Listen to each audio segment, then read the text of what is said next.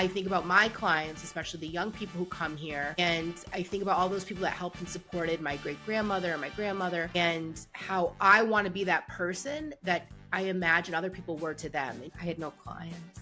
I had no clients for 90 days. And I told them it was a joke. I can say the case that I've had from start to finish, it can take 10, 11 years potentially if somebody's in court and they're waiting for a visa. My original job is writing the decision, making the judge's decision make sense. Because the people who come in front, they deserve a decision.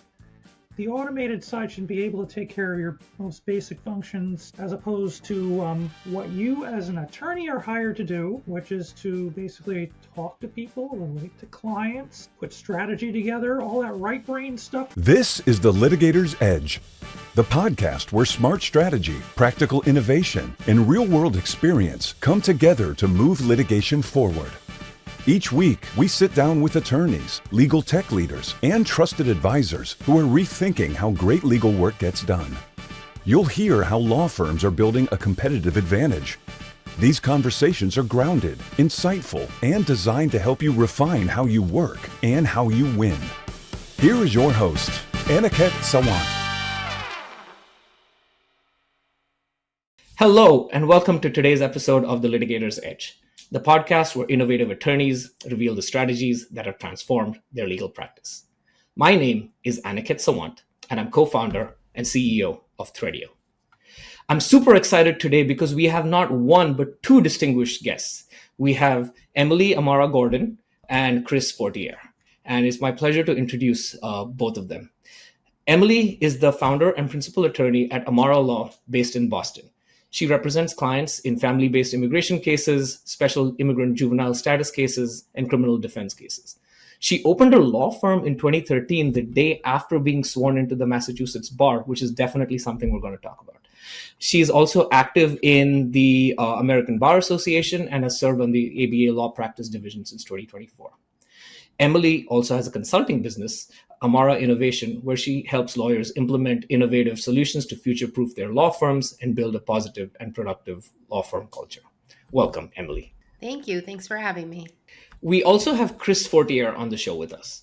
Chris is an attorney advisor with the Social Security Administration's Office of Hearings Operations in Falls Church. The views he expresses do not reflect those of the SSA or the federal government.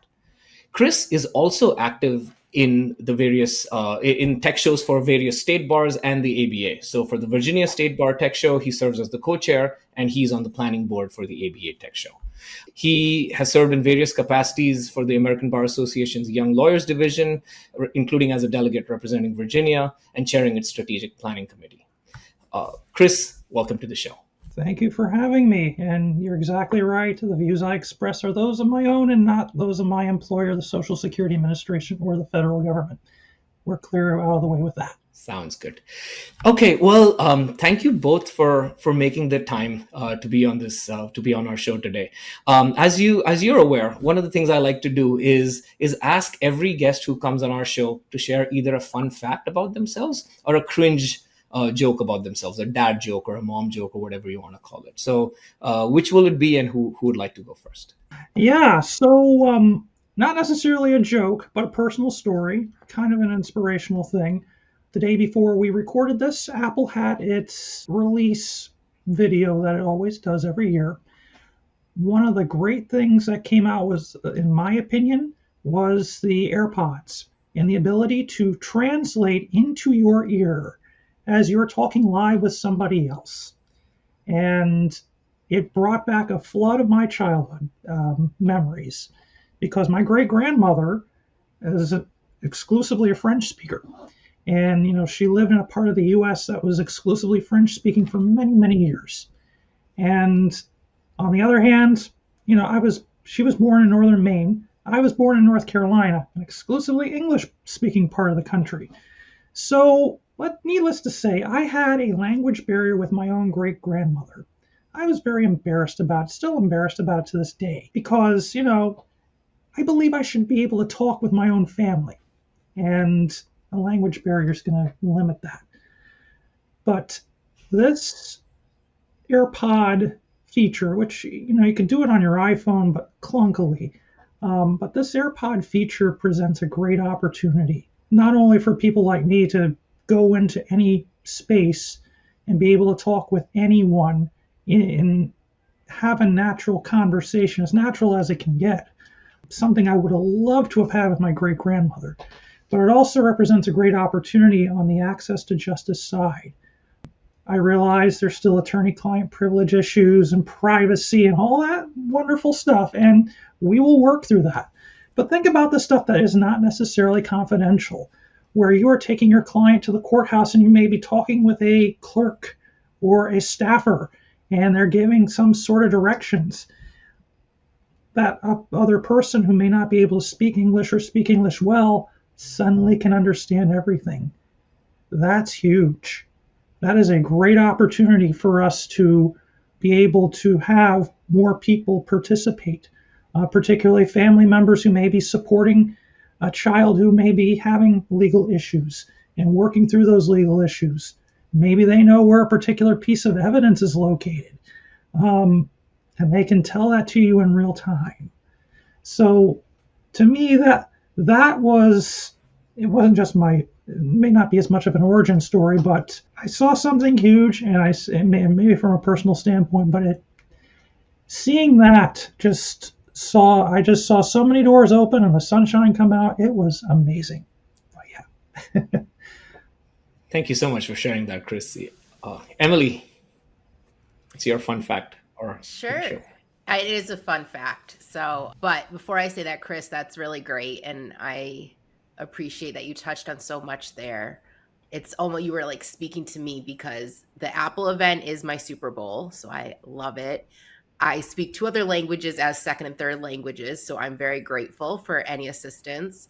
And third, as you know, I'm in court a lot. And so I fully agree with everything you've said. So that was excellent to start us off. So my fun fact is my law firm, I'm pretty sure, is the only law firm in America that has a 7-pound Maltipoo as their pup legal. So I have a little dog named Bianca. She's a Maltese poodle, and she's small, but she's mighty and very sassy. And she's our pup legal, and she keeps us going. I represent a lot of kids, so sometimes when I'm on Zoom with them, she'll make an appearance, and she always makes everybody happy and brings a smile to everybody's face. So if there's anyone out there that also has a 7-pound Maltipoo named Bianca as their pup legal, I'd love to know. But that's our claim to fame. That's amazing. Bianca is amazing. Have you had a chance to see her? Appearance. I've seen her on calls. I need to get up to Boston one of these days. Well, and Chris and I have a Maine connection. So my family's also from Maine and lives in Maine. So we keep talking about the 2 roads diverging in Maine. So we're gonna make that happen one day. That's awesome. I love both of those stories and fun facts, and they're, Chris's, especially yours, is so meaningful. Emily, something that you said, which I want to follow up on, and that's part of my next question, which is every attorney who makes the time to come on this show, and I really appreciate that you do, is a superhero, and every superhero has an origin story, and you touched upon a little bit of what you do. And so can you please share your origin story, what got you into doing what you're doing today? I'm I guess the cliche or not cliche, wanted to be a lawyer since I was younger. My dad practiced, and so I grew up around it. I grew up in a criminal courthouse that I joke that was my babysitter, was sitting in like the first session. And when I was 7, I got in trouble with a court officer for reading my book during summer vacation in a courtroom. So they were very nice about it, but that's kind of like was my world, and I loved it. And I used to watch my dad, who's very social, talk to everybody, and everybody would talk to him in the hallway. And I said, one day I want everyone to talk to me, so I'm going to be a lawyer. That was clearly a child's view of what happens, but here we are all these years later. The reason I picked immigration law, so criminal law is that background, and then immigration law I started learning Spanish. I'm not a native speaker, but I started learning it in school. And then I majored it in college. I lived in Spain for a year. I was a Spanish teacher to little kids before law school. So I also said, I know I want to be a lawyer, but I don't want to lose my love for Spanish. And so I want to do something where I can be a lawyer and speak Spanish at the same time. Also, I think one reason I'm very passionate and fell into representing children in immigration law. There's a classification called unaccompanied minors, or we do also cases for special immigrant juveniles. So just to say it straight, it's young people who come to the country either alone or they don't have one of their parents and they've been through some very sad and traumatic experiences, both in their home country and possibly here in the U.S. I think the reason that I was drawn to that work is both my grandmother and my great-grandmother, two different sides, so maternal and paternal, came to this country when they were teenagers. My great-grandmother came pre-Holocaust when she was around 12 with her sister, totally alone. And then my grandmother came when she was 18. And by some luck, my grandfather happened to be born in the U.S., lived here for a year, and then went back to Italy. And so I'm pretty sure she was a marriage green card case and came here at 18 and left her mother. And so I think about them, and although they passed away when I was young, they had a huge influence on my life. And I still to this day, I love them both dearly. And they were so kind to me when I was little, so much so I still remember them.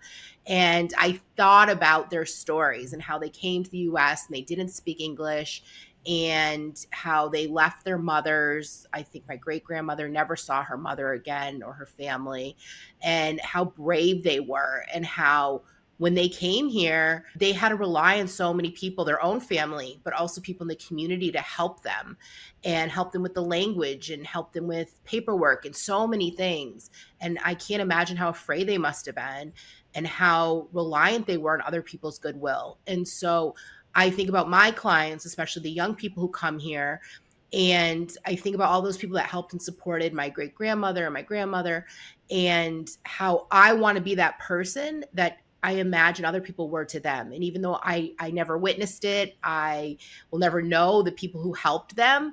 I absolutely know that they did so well and they were able to build lives in the United States. And I give them a lot of credit, but I also give all the people that held them up. And so I said, if I can do that for my clients and for the young people who come here as teenagers, either alone or without one of their parents, and maybe don't speak English and have to get used to living in, say they're from Guatemala and they're getting used to living in Boston and it's cold and it's a totally different environment.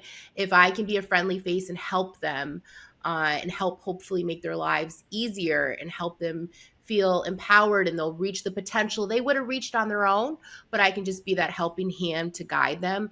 I feel that I'm hopefully doing for them what I think so many people did for my grandmother, my great-grandmother. So it's my honor to them, and it's my gratitude to them, to thank them for the bravery they had to come to this country, for what wonderful people they were, and how they were wonderful grandmothers to me. So that's why I do what I do.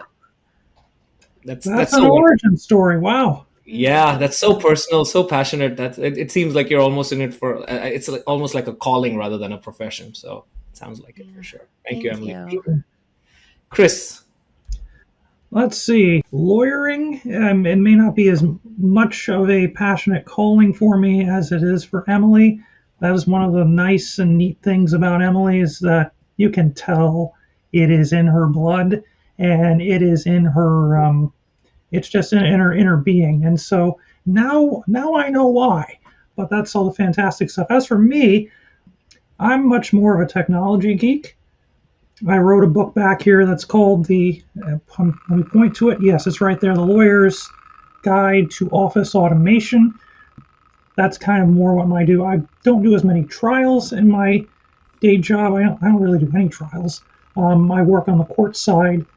As you know, administrative law is a type of court. It's not quite the, hey, objection this, objection that, the back and forth between two parties. You have a judge, you have a party, you have a lawyer for the party, you may have experts and witnesses, and usually these hearings are done within 30 minutes. And then it gets handed off to somebody else to justify why the judge makes the decision he or she makes. So that's kind of been the side that I've been on. I've done many different, I've done details, I've done different tasks within Social Security, all of which have been really interesting. But yeah, I'm a technology geek. When I started out with, it goes all the way back to middle school when I learned about Excel. I had a teacher named Mr. Hoggard who taught us Excel. And oh my God, you realize that there are formulas in Excel. Super powerful tool. If there's one place where you want to learn something, that's where you can go. But then that kind of went into PowerPoint. I did PowerPoint presentations all through college. I was a business major. And that was just kind of the natural reflex thing. And then I did it in law school, and suddenly I was a unicorn to do those sorts of presentations over PowerPoint. So much so that when I had to present something at the law school awards dinner, the dean wisecracked, "Wait, Chris, you don't have a PowerPoint?" And then the whole room roared laughing, and I was like, oh God, really? So that's kind of how that went. But as time went on, I joined up with the ABA, did the law student division, then the young lawyers division, was recruited to the Virginia State Bar Young Lawyers Conference. Now it's called the Young Lawyers Section as of July 1st. But I was recruited there, and one of the things I started doing was figuring out how to automate their processes, put up Microsoft Forms, just started using Google Drive, sharing things with other volunteers, because our state, edge to edge at the bottom, Virginia is like 500 miles long, I believe, somewhere around there. Furthest west is west of Detroit. The furthest east is slightly east of Philadelphia. That's how long the state is. And then, of course, about 180 miles north and south. So we had people all over the place. I had volunteers driving 6 hours to my meetings. So that kind of tells you where it goes. So we just couldn't just gather in one place and then exchange documents and go. So I started doing this with volunteers, and then one person who ran for office after me was like, "Oh yeah, we should have a centralized server, blah, blah, blah, blah, blah." And then I looked at her after the election. I was like, I've already made it happen. Why don't we just share it with everybody? And that's how the centralized cloud folder for everybody began. And it just kind of spurred from there, doing YouTube videos, figuring out social media. And then a couple of my mentors, one was a past president of the Virginia State Bar, Sharon Nelson, and her husband, John Simic, took me under their wing, had me do the VSB Tech Show. That's where I met all these wonderful characters that you see at ABA Tech Show. And then when I aged out of the Young Lawyers Division, oh, hey, let's do ABA Tech Show. That was the year John Simic was chair. So Sharon Nelson was chair of the Virginia one. John Simic was the chair of the ABA one. I was on both boards. I like to say I was a subject of a marital dispute at that point. But that's kind of how that all went. But yeah, just kind of rolling with the punches with the technology, seeing what AI does.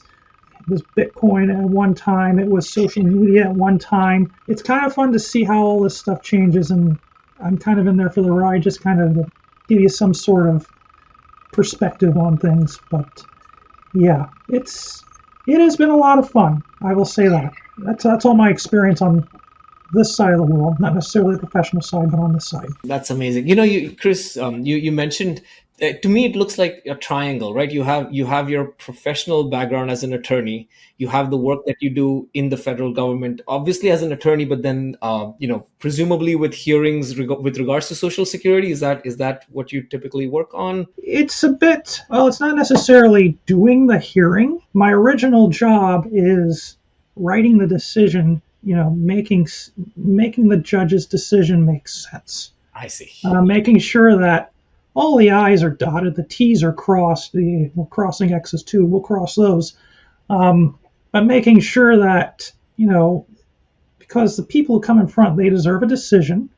If it's favorable, get it to them quickly. Make sure they have a good justifiable decision so that they can go on their way and live with the rest of their lives. And those who don't, it better be a good reason. It better be a reason that fits within the rules. It better be fit within the laws, the regulations, or rules. So that's the point of what we do as attorneys in my particular component. So that's kind of what I do, and then and I'm time limited on that. So which is great for my wife and for my kids because they need me at times, especially when I have to fix something that they broke. The kids broke, more likely. That's funny. Yes. So thank you for sharing what it is that you do with the SSA, Chris. So you have your professional training as an attorney. You have this work that you do with the SSA. You have the work that you've been doing with the Virginia State Bar Tech Show, and then now the American Bar Association, and that sort of overlaps with your high level of interest in technology. And you shared that personal story with the Apple presentation yesterday, as of this recording. So how do you bridge all of those two worlds, and how does your knowledge or experience or interest in one of those areas maybe inform some of the others? This dual track that I live, I guess, originates all the way back to middle school with student government. And from student government, I transitioned over to the ABA. And so I've kind of had my main pie and then my other stuff that I do. And so it's kind of lived that parallel life. And I mean, there are other things that I do. I still play my flute at church, and so that's a Sunday thing. But for the other 6 days, as for work doesn't necessarily inform as much what I do on the ABA side or on the VSP side. What I learn here in the bar and through CLEs, definitely there have been tips and tricks that I've been able to use in my job. I've been able to figure out how to make, I love the Microsoft Word stuff because that's what I use on a daily basis. But it's little things like that. It's a lot of little things that kind of help me get my skills. All right, and then I can see where something may be going in the future, where a trend's happening.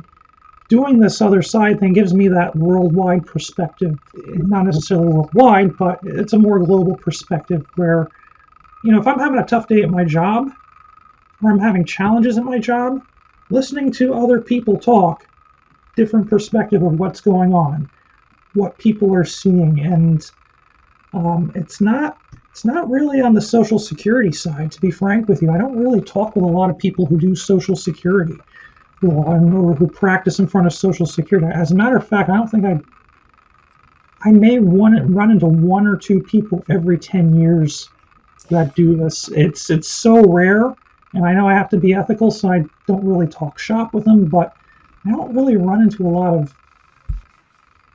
people who do Social Security. So it's really two separate lives, if that answers your question. That's fascinating.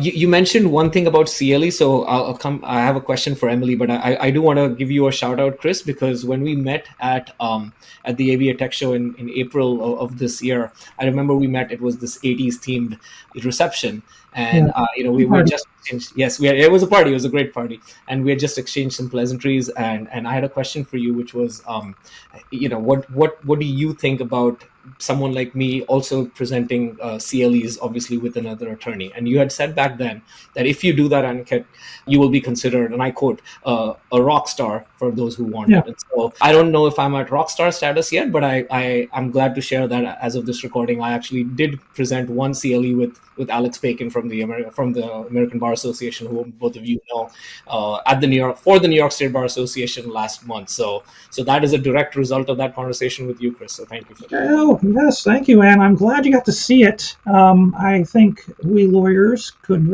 definitely take some pointers from you. Basically, lawyers have a lot of answers. I acknowledge that. Your audience is smart. I know that. But we don't know. One thing a smart person knows is that we don't have all the answers. So being able to go outside of lawyer land to find answers and to learn can only be a benefit. Emily, I wanted to ask you a two-part question about your origin story or building up on it. So the first part is, you essentially, after passing the bar exam, the next day you essentially started your own law firm. Number one, what was that like, and what made you take that step, that bold step, that courageous step, right after just passing the bar exam? And then second part of that is, in the work that you've done, and you've shared some personal sort of a personal narrative, what's a specific case or matter that sort of really made an impact on you and even perhaps fundamentally changed how you approach what you do? Yeah, so I passed, I was sworn in. I remember we were sitting waiting to get sworn in at Faneuil Hall in Boston, and everyone's saying, like, what are you going to do? What job do you have? And I knew a couple of the people, and I said, well, I'm going to open my own practice. And everyone kind of looked at me, and I said, yeah, I have clients waiting outside. They're just waiting for me to be officially sworn in. And that was a joke. I had no clients. I had no clients for 90 days. And I told them it was a joke. They were like, you have people waiting. I said, yeah, I wish. But why did I do it? I think I initially didn't intend to. I had a few people. I had a former boss who mentioned it to me. I took a law practice management course, and the professor I had really, I give him a lot of credit. He really encouraged me to do it. He had a lot of us write business plans and basically say, like, what was our plan? Are you going to move back home and save money? Are you going to go into a new market? And just write out how you're going to maneuver everything. And when I wrote my plan, and I'll never forget it, the day I sat down with him, and he was very supportive and encouraged me. So that definitely helped. When my dad was in practice, he had his own practice. So he kind of put the bug in my ear early on. I don't know if everyone else was supportive. I don't know if I would have had the confidence without him kind of giving me that nudge. So I think too, like, growing up and being in his office, and I just really liked it. I always felt at home. I mentioned earlier at court, I felt at home in his office. He had, I'll use the 2025 term. He had I think I'd say assistant paralegal. Back in the 90s, we had different terminology. So I was very close to her, and she used to joke. I said, like, what are you doing? And she said, I'm doing a closing. And she said, do you want me to teach you? And I was like, yes. And she taught me. I don't think I had no idea what was going on. But I just remember to these ledgers, and she'd watch her do closings. I just thought it was cool. And I felt like I was part of something. I think I'm really a business person. I've always been drawn to the business side. I love practicing. I love interacting with clients, but I'm kind of split because I have two loves. Well, maybe three, because technology, but I love business, right? So I love being an entrepreneur, being able to mold and shape things. I'm a big believer in there's not one way to do something. I think in the legal profession, we're often taught, like, this is how it has to be done. And it's so rigid. And I understand why the foundation is rigid, because it is such a serious profession. We have people's lives in our hands. So it needs to be rigid. But once you get past that and you feel comfortable with your craft, there's so much room for creativity. And I like to say, and I don't know if it's so popular of a comment, but I like to say, once you get past that piece, practicing law is an art. I really do think it can be an art if you want it to be, right? It doesn't have to be, but if you want it to be. And so I love that I can find the software that makes the most sense for me in my practice. I love that I can do things in a way that works for me. I know I asked you a two-part question. So the second part would be, in the decade plus 12, 13 years that you've been practicing, what are some matters, or one or two matters, that really made an impact or an imprint on you and maybe perhaps how you actually practice? I'll say two things, and I'll say them more broad-based instead of specifically. So immigration is, it can take many, many, many years in certain cases, right? So like my special immigrant juvenile visas, the backlog, we don't really know exactly how bad it is right now, because for the immigration lawyers out there, the visa bulletin is not an exact prediction. And so I can say the case that I've had from start to finish it can take 10, 11 years potentially if somebody's in court and they're waiting for a visa. And so I will say, just looking at young people who started with me when they were 14, 15 years old, and now they have their own children and their own partners, and seeing them as adults now, and they're still my clients. And the fact that they didn't give up, and they're still, I mean, we're almost there. So I have a group of, I call them my kids. I don't have kids. These are my kids. And so, other than my dog, that's my other child. So my kids, these were like my core kids, right? And they started with me, and they're like 485s are pending. So we're almost there, but it just takes so many years. And the amount of trust and strength that they have to have in the system and the process and me, I just really admire that. And the fact that they started so young, and and they had to see this through. And maybe looking back, sometimes the feedback generically that I receive is, I don't really remember what happened when I was 15, of course, and I'll say that's why I'm here, abogada. I don't remember what I told the judge. And, and then I remember, especially because it was the beginning of my career. So I remember all their cases.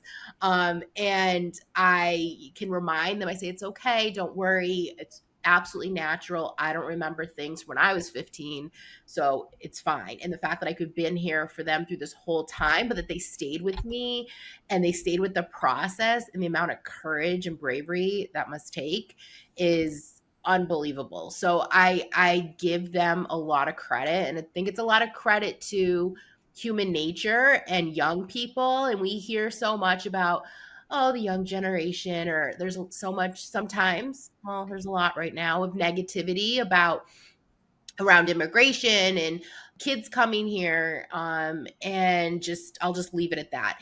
And so I want to say that, these are stories of perseverance. These are stories of people who, they work hard, they go to college, or they have a trade, and they have families and children, and they keep going because they want to be here, and they fled such horrible circumstances, whether it was an abusive parent, violence, unable to go to school.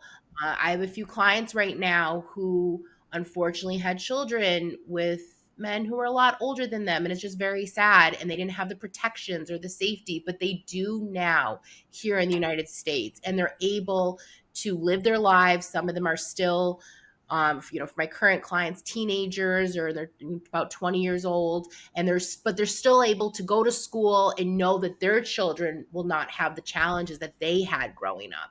And I think that brings them a lot of peace and a lot of strength. And they came here because they had no choice, and they came from horrible circumstances, just like my grandmothers did. And so just seeing this like full circle in human nature, and the dedication and the belief that if you stick with it and you work hard and you believe that, it can work out. And I think of them, and I think their grandchildren one day, could be operating on me, or, I could be watching their grandchildren's on, I have a TV hanging here in my office on the news, and being a politician. And this whole process is like, that's human nature, and that's immigration, and that's what it's about. So I think, yes, I have stories of individuals. I'm very particular about protecting identities and stories, and I really don't like to give any specifics. But putting that aside, I don't need to, because it's the collective story. There's this common thread between all my clients, and especially the young people, is just their perseverance, their foresight. And I don't know, when I was 15, it was like, how am I going to do well on the SATs? This is the school. If I don't get into Brown, my life is over. I didn't get into Brown, everybody. That was it, right? And so then I think about them and what they've lived lives more in their short, young lives than I have at this point, because of what they've been through. And that should be celebrated and not discouraged. And so that's what I think of, especially right now when things are far from calm and easy, to put it lightly. Absolutely. Yeah. Thank you so much for sharing that, Emily. Switching gears a little bit, I know that both of you are very tech forward. Certainly, as individuals, and especially so as attorneys who I like to think are maybe on a broader spectrum of where they are in the technology adoption cycle or affinity to technology and things like that. And you're certainly on the far right, which is early adopters and things like that. I also know that both of you were going to present at the ABA Tech Show on a session called Workflow Automation for Lawyers. It's a whole new world. Can you maybe share a little bit about what it is, what technology or pieces of technology are important to you from an automation perspective, and why you think it's a whole new world for attorneys today relative to, say, even a few years ago? Well, I just quickly want to do a little intermission and say thank you for having us. So for those who don't know, which I don't think are many people, I appreciate you not to kind of slipping that in. That was nice of you. So I'll give everybody the tea because it's my tea. Despite how much tech we have, it did not get me off of the runway at Logan when O'Hare had an insane ground stop because of weather. So we could have all the gadgets in the world, but life is still going to life. And so if you all haven't picked up on this, Chris and I are good friends. We met through the ABA, through Law Practice Division. And actually, Chris was my first friend through the Law Practice Division. Quick side story, I sat down at a meeting. I was terrified. I didn't know anybody. Everybody was very nice. I just didn't know anyone. I was a new kid at school. And he had his name tag on, and he held it up to me and waved. He sat across from me. And I will never forget that. And I said, this guy's going to be my friend. And all these years later, he's still my friend. And that's a story for everybody, that when the new kid's in the room, just hold up your name tag and wave. And that little moment will stay with me forever. So Chris and I were supposed to present, and that was a fun day of texting, right, Chris? I don't know if I've ever texted so much. You and I texted a lot. Thank God for Southwest Airlines free texting feature at the time, because I had gotten in the air. Now, while Emily was stuck in the ground, DC to Chicago, it should be a straight flight. You go over West Virginia, Ohio, Indiana, boom, Illinois, you're there. However, there were major storms that night, and that's why Emily never got off the ground. So many other presenters were late. My other presenter coming in from Newark on my other session also didn't make it. So it was quite crazy. But while Emily was on the ground, just wondering if her airplane would ever back out of the gate, I'm in the air. In the meantime, I'm texting Emily back, and we got to dodge clouds. So here's my airplane, whoosh, whoosh. So we're dropping 100 feet a second. It was quite crazy. I was like, "Don't worry, Emily," and that's what we were doing the entire time. She was stuck on the ground, and I was doing all this all the time. But our session. Should we talk about our session? Sure. We get to live what you lived. I give you a lot of credit for carrying it 100%, but I never got to live it. So here we go. I get a do-over. So it's exciting. Yeah. The automated side should be able to take care of your most basic functions, as opposed to what you as an attorney are hired to do, which is to basically talk to people, relate to clients, put strategy together, all that right brain stuff that everybody likes to talk about. And so there are many tips and tricks out there. And, we just kind of go through it. Well, one of the things that I try to do on my side, and I think Emily also does it on her side of the presentation, was to figure out what technology you needed. It's not just go to the store, buy it off the shelf. Hey, here we go. That's the quickest way to get a white elephant on your shelf, which is a sunk cost, which means that's money not in your hand. And that's definitely not a good situation. So we try to set it up. One place where you could catch it in is in my book, The Lawyer's Guide to Office Automation. I do devote a chapter to shopping. So there you go. It's a great book. It's on Amazon. Oh, yes, it is I'm on Chris's Amazon. Publicist. So yes. Questions. Emily has hyped my book up a lot, by the way. But it's kind of one of those things. If you have employees, talk to them. Get to know. If you haven't figured out workflows in your firm, well, have them help piece these things together. Standard operating procedures, have lots of that. And I do demo some stuff in Microsoft Word and Microsoft Excel. There are ways to design it. There are definitely diagrams that you can design You can make it visual by doing shapes to design decision points, arrows to point, okay, if yes, if no, what do you do? It's all just kind of to get everybody centered on how things are going to be done so that they're done consistently from client to client. That's kind of my end of the story. It's much more the technical side. But yeah, the human side is definitely where we as lawyers are going to be winning our value, whether it's persuading juries, persuading judges, calling and making deals with the opposing party, or just sitting with your client and empathizing with them and saying, all right, here's where you go from A to B to C. And that is where Emily comes in with her real life stories.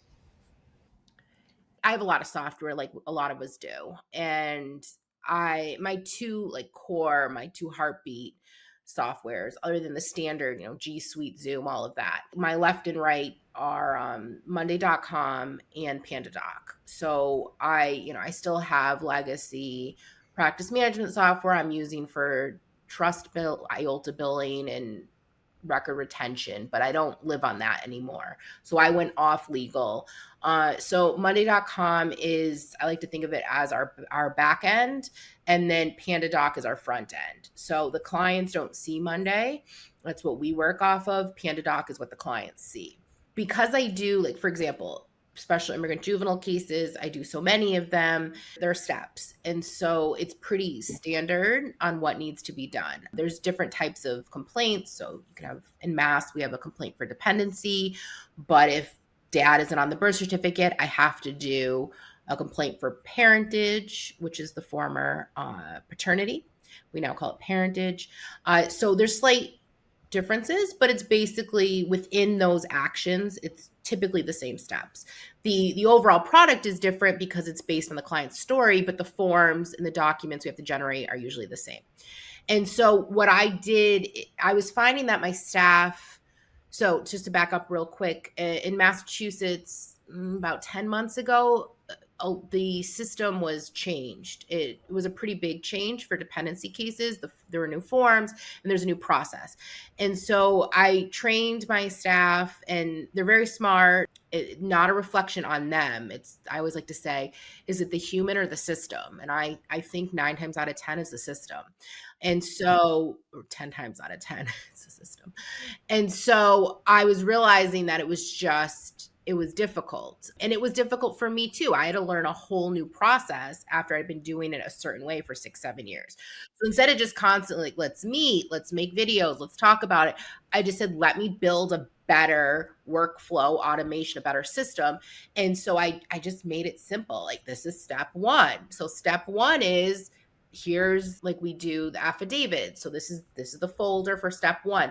And so we push the data into PandaDoc, and once the fields are built, so I built the templates, and once those are built, all they have to do is go in and it pushes the data. So the birth date, the name, the address, all of that. And as long as we input it in correctly the first time, that's going to populate onto all those forms for all of the steps. So I would just say, so that I get out of my little corner of the legal world and make this applicable to everyone, think of, maybe instead of just, we have to train, but instead of just training, make sure you really understand the action up, down, and sideways, and then build it out as though somebody was looking at it who maybe's never seen it before. Build it out and make it as simple as you can. Here are the steps. And maybe I would spend the time, if you can, building the templates. It's very tempting to say to someone, to staff, maybe you build this template. But the problem with that is, if the template isn't good, if you're using document automation software and the template isn't good, then all the product after that is going to be a problem, right? It's my criminal lawyers, it's your fruit's the poisonous tree. Like, you need a good tree to get the good fruit. And so I would say, spend time in your templates, spend time building it out. I love folders. So I love all the steps. So step 1, step 2, step 3. So we do all of that. And my steps aren't just by number. I use words to make it make sense. So affidavit, my staff knows we do the affidavit first. Then we do the complaint and the motions. That's just how we do it. There's so many ways to do it. Do it in a way that makes sense for you. One thing that we've been doing is I need to spend more time building out a workflow. I have used them, and back when I was using my case, and a lot of practice management software has workflow software features built in. So that's great. Definitely use that. What I've been focusing on more now, we just kind of started it, is I try and think of like 2-for-1s, because I have a lot to do in little time, like all of us, right? And so what can I do so that it serves two purposes? So what we've started doing is, I used to assign work on Monday on my paralegal's board. So her board would have all of her work. And then I have, my systems of high, medium, low, and so they know when to do what. What I've started doing now is actually go in the case and I assign work inside the case, and then I link to that. So if it's like John Smith, text them this, talk to them about this, and then I'll link to it exactly what I'd like her to do, and then she has a task as John Smith, clicks it, links to it. Couple things. If I ever need to produce the trail, the history, my good friend Chris here has taught me, always be ready to produce what you've done, have a log. It's great for ethics, et cetera, et cetera. Chris can explain that so much better than me, but he's taught me, he's inspired me to have a really good paper trail. It's there. So I don't have to go back and say, let's pull all the text, let's screenshot them. It's already there. If I need to remember what we told them, right? We talked earlier, immigration cases go on for a very long time.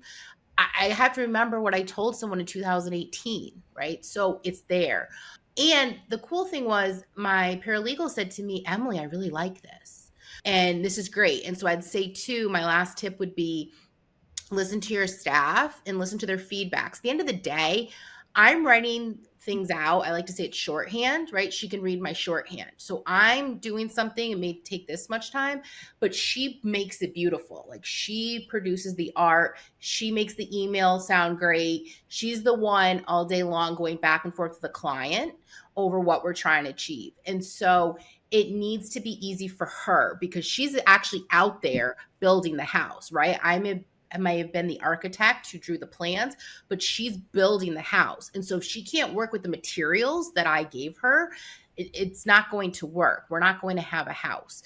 And so when she said that she likes this system, I thought that that was great, because it shows that I think she can easily look back on what was assigned before, instead of things just being lost in a to-do list. So, the automation piece is super important.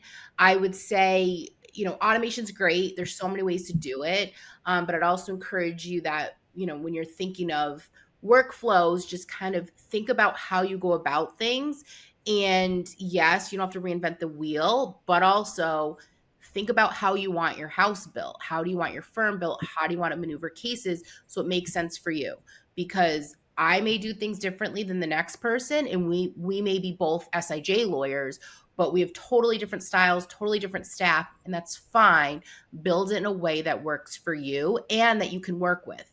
Because if you can't work with the materials, then it's either going to take 6 years to build your house, or you're never going to get your house, or you're going to have a house that isn't hurricane resistant or can stand snow. So make it work for you. Chris, do you like that? Chris always talks about how we proof. How do you say, I don't want to, you can say it so much better, Chris, about natural disasters and how to be ready. So I was trying to bring in the weather piece. Yes, yeah. I've known plenty of people who have been through natural disasters.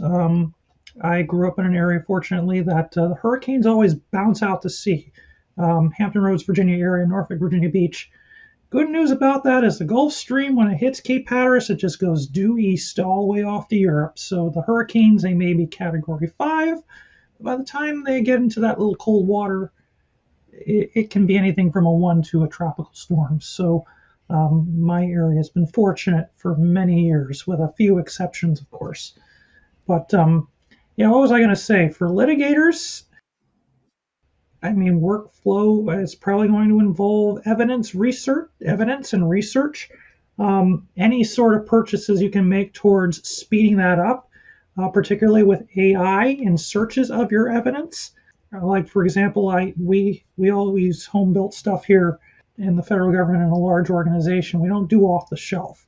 But if you're for someone who's doing off the shelf, one of the best investments you can have, particularly if you're dealing with evidence all the time, is to have something with that great search feature so that you can find your specific evidence as quickly as possible. Nothing can be more of a waste of time and a waste of money and a waste of energy to the point where your eyes glaze over so many irrelevant documents. And so that's definitely one place where you can save time. It's a quick we'll call it a 2-for-1.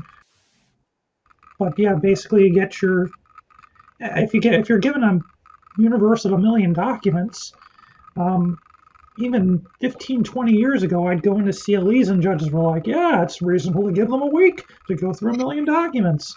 Back at the time, everybody was like, how could that be possible? Well, you have to hire like 200 people. Well, not anymore. With AI, you're able to put in the search terms that you need. You can take them out of your brief. You can take them out of your opponent's brief to the court so that you can search and see where your strengths are, where your weaknesses are.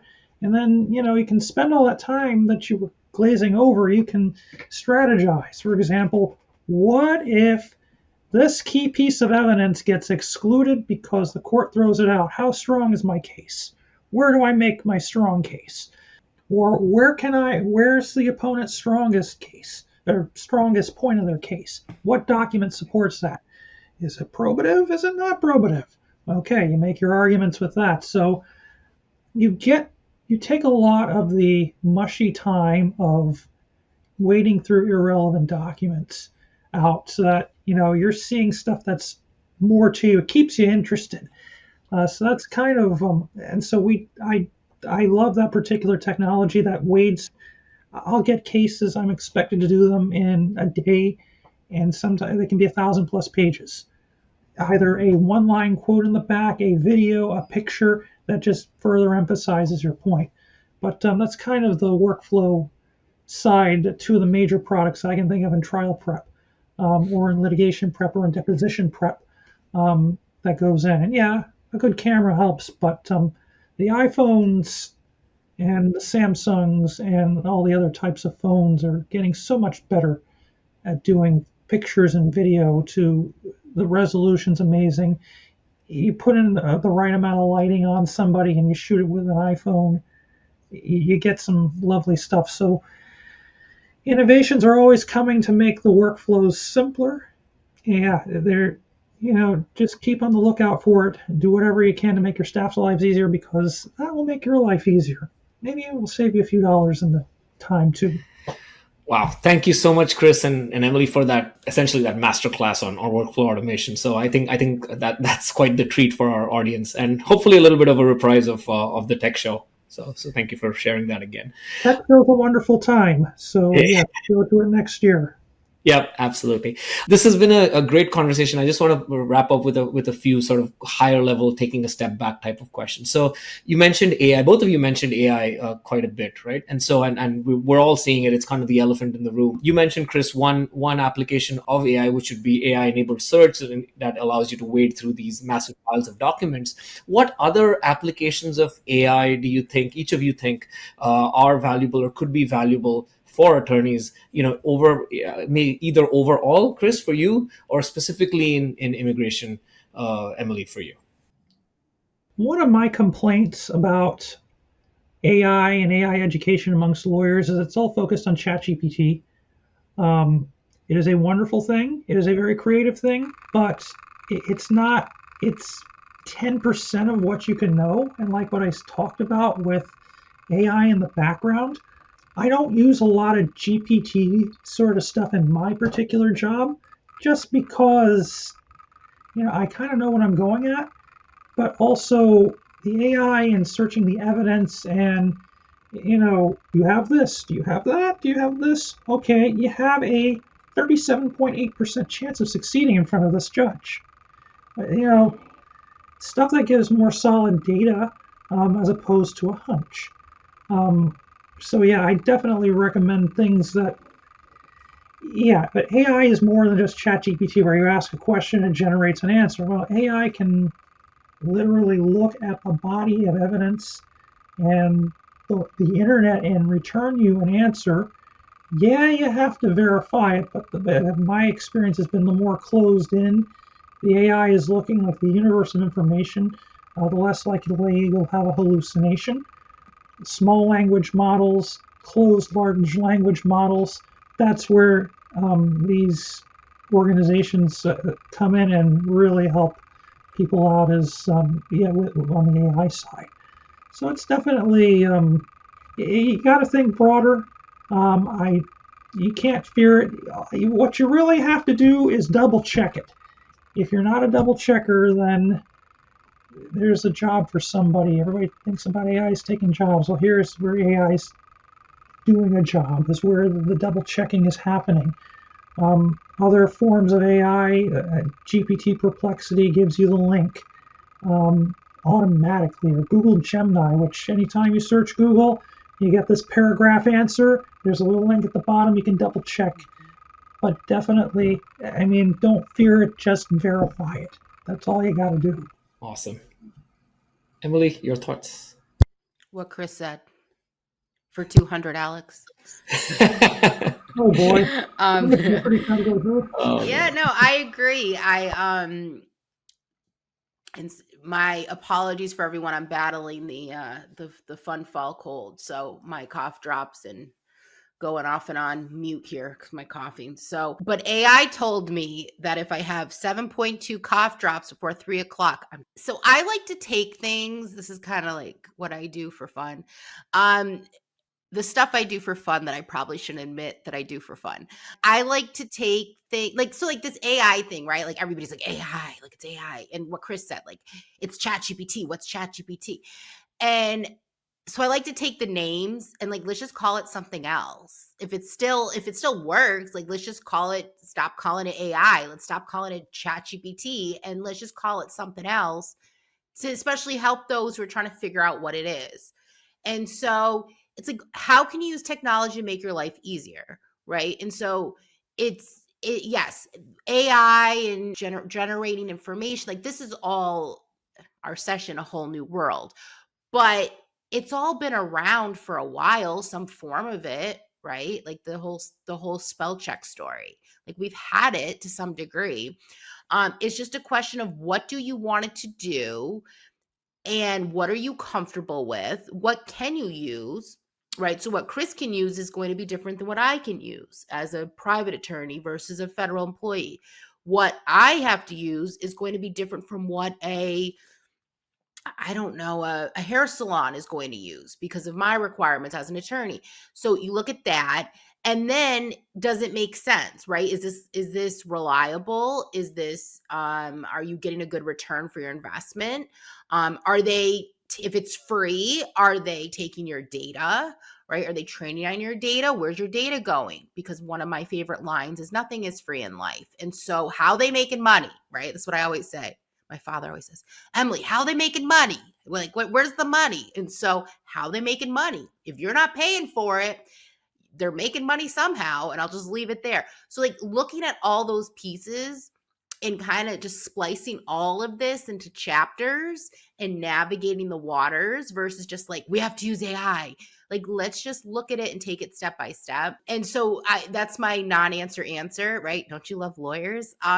So I think for me, it's really, as I'm basically a solo, and all of us, right? No time. And so I do enjoy, I probably have ChatGPT open as much as I have Google open now, but I'm also not using Google to like figure out complex legal issues, right? To that level. So I kind of treat it like Google right now. And as Chris said, watch, I'll record a podcast in 2 years from now and I'll contradict what I'm saying right now. So disclaimer, like this stuff's evolving like crazy. And I usually like my 2025 self doesn't agree with my 2019 self. And I don't blame myself. I give credit to the advancement of technology. So this stuff is, if you're watching this and it seems off or out of touch, it probably is because that's how fast things are developing. And so you can use ChatGPT to figure out. But just, if you're using it in a way that makes sense, maybe if you're, being a lawyer, it's high stakes, then if you're not comfortable with ChatGPT, don't use it for the first time trying to figure out if there's a viable motion to suppress in your criminal case. How about you use it for the first time to build a recipe or to make travel plans, something low stakes, right? Use it for something low stakes, something you know so well. If you're the best cook going, then play with ChatGPT on recipes, because you're going to see through its, can I swear, like you can see through its BS. Like you can tell if there's a problem, if it's wrong. And that's something you know really well. And do it when it's low risk. And if that works, then maybe build it up and then go into the professional waters. But just kind of figure out where you're stuck, where you're having issues. Use it in a way you're comfortable with that is low risk. Don't throw client data in there if you don't know what you're doing, you don't know the product, and then build from there. And then if you're comfortable and you're like, hey, this is helping me find these recipes a lot faster than Google is, then again, reapply it. Maybe this could help me draft a motion suppress faster. But hold on a second. How do I know the data's secure? And then you go to CLEs with people like Chris and, great YouTube podcast episodes like this, and just work through and navigate the waters. So hopefully if it feels daunting, it just kind of look at it as, what's the problem I have? How do I solve it? And test it out in a way you're comfortable with, and then build from there. But I agree with Chris that now, especially when they give us the sources, I love that. I really love that, because instead of just Googling and then getting the source, like I can read ChatGPT's version of something, but then I always go to the source. So yes, always check it, always go to the source, make sure it's a good source. And a lot of this, and I know many people say this, I don't take credit for this, a lot of what we're talking about in the tech AI world is applicable in other areas. And so we've dealt with this before. If you hire a paralegal or a law student to, I'll stay on the theme, write your motion suppress, you're not going to hand it in without reading it first. If you're signing it, you're the attorney, you're reading it. And hopefully another lawyer or someone else is proofing it too. Like I'm big on, we proof everything multiple times, multiple people, multiple viewpoints. It makes the product better. And so treat AI as the same. Don't assume because it's a machine, it's perfect. Nothing's perfect. Nothing's the ultimate solution. But if you work with things as enhancements, you're the product, right? You're the brains behind things as the attorney or as the support staff or as a paralegal. What can help you enhance what you do, not replace what you're doing?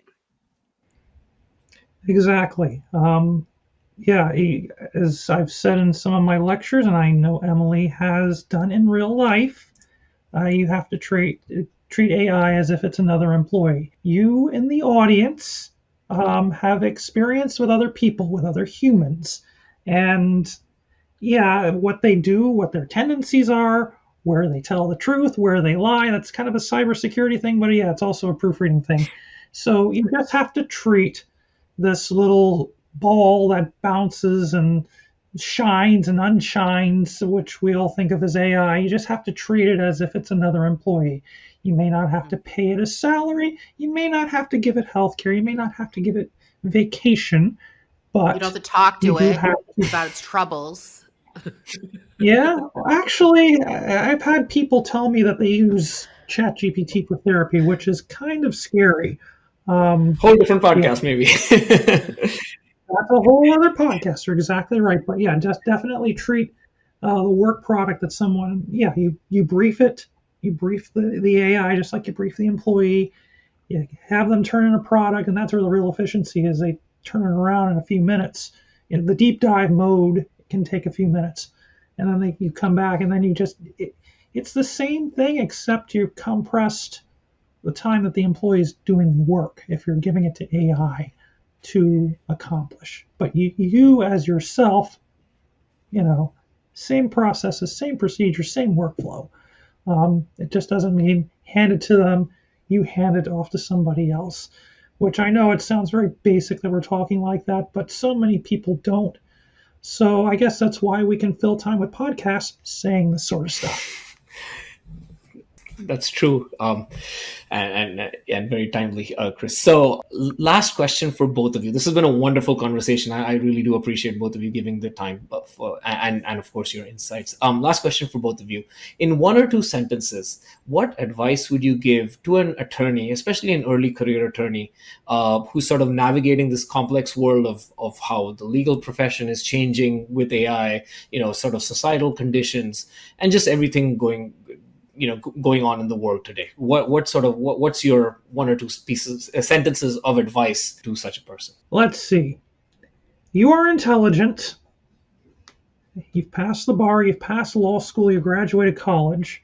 You may think of it as easy, but a lot of people don't.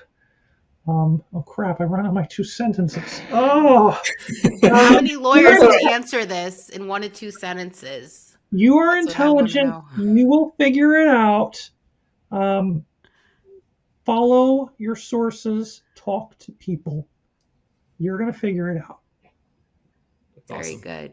That's why I wanted you to go first, Chris, because I knew you were going to have an extraordinarily supportive answer. Okay. As usual. As the person who held up the name tag in the meeting. I try my best. Chris is a wonderful person, and he's very supportive. And I think that what you've taught me, and I touched on earlier, Chris, is that we're so focused in law school and the legal industry on you have to hit this milestone, win this case. When I'm in court, it's like I'm in district court. So it's high volume, push the cases through, get the cases through. And I get that. And that's important. But what Chris is reminding me of is the human piece to this all, and that, this isn't easy. And, if you can, and I have to remind myself of this because I'm always like, the typical Boston, like you got to do everything, like go, go, go. It's probably all of us. And I just think of that traffic where we're always like, and it's like focused on the goal. And you'll see it when you come to Boston today, you'll see there's a conference in Boston tomorrow. So it's not fun. Hopefully you don't have to drive. And so, I just kind of take a minute and take a moment to hold up your name tag and see the new person in the room and wave to them, because you could change their life. And I know Chris did that for me. And I don't know if I'd be sitting here if he didn't do that, because you made me feel comfortable. And that's the stuff that really matters. I mean, yes, we want to hit our goals and write the articles and win the cases and get the 5-star Google reviews and meet our financial goals and sleep 8 hours a night and do all the things that ChatGPT tells us we have to do to be a good human. But at the end of the day, the one thing ChatGPT probably isn't going to tell you to do, or you may not learn in law school, is take a minute to just look around the room and be a human and take off your lawyer hat and do what we've all learned since we were in the sandbox, which is make friends, be polite to people, care about people, take care of people, and be supportive. Because I think especially in criminal law, like a lot of what I do is you have to make deals, right? And so a lot of cases don't go to trial, and it's working with district attorney's office and working out pleas that make sense for my clients so I don't set them up for failure. And a lot of that's based on relationships. If I go to the DA, and I say, look, this condition is not going to work for my client, and this is why, but this condition will work for them, and this is why. And hopefully I have some credibility because I've built relationships with them, and that can change somebody's life just as much as knowing the case. Yeah, that's important, but having the human relationships, having credibility, being respectful, be respectful of other people's time. We're all stressed out. We're all spread very thin. We all have problems. We just have different ones, right? And so just remember that, and remember that this isn't easy. And yes, it's very serious. And yes, we have people's lives in our hands, and it's a prestigious profession, and it's an honor to practice and serve the community and the public. But we're also people. And so take that minute, because you can accomplish sometimes just as much and be just as what we're taught is successful as being a good human.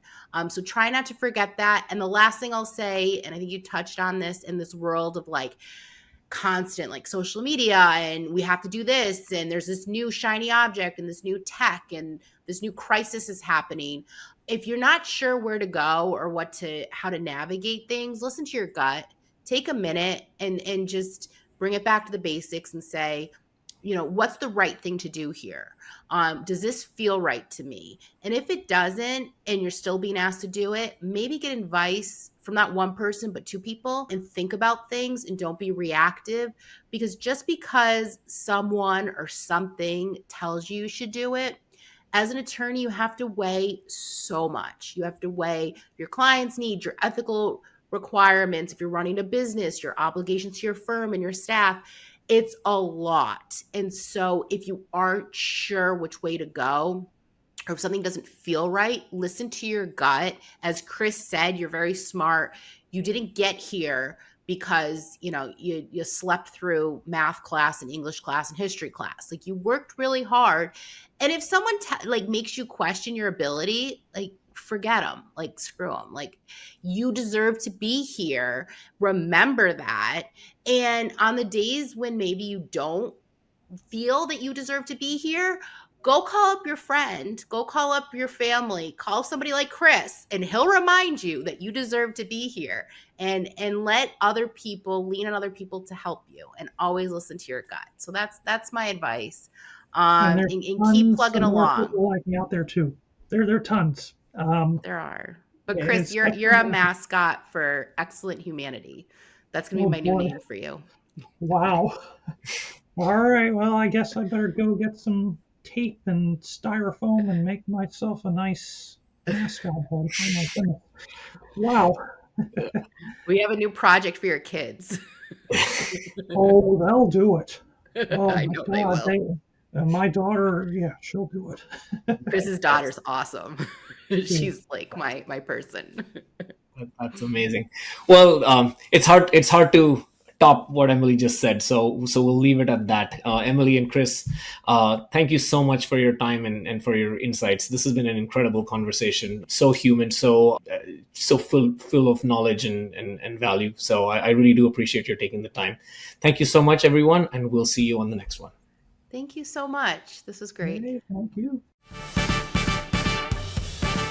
The Litigator's Edge podcast requires more than a conversation. It takes action, research, and collective wisdom. If today's episode resonated with you, we'd love to hear your insights. Join the conversation and help us shape the future together. We'll be back with more stories, strategies, and real-world solutions that are making a difference for everyone. In the meantime, be sure to subscribe, rate, write a review, and share it with someone you think would benefit from it too. Thanks for listening, and we'll see you on the next episode.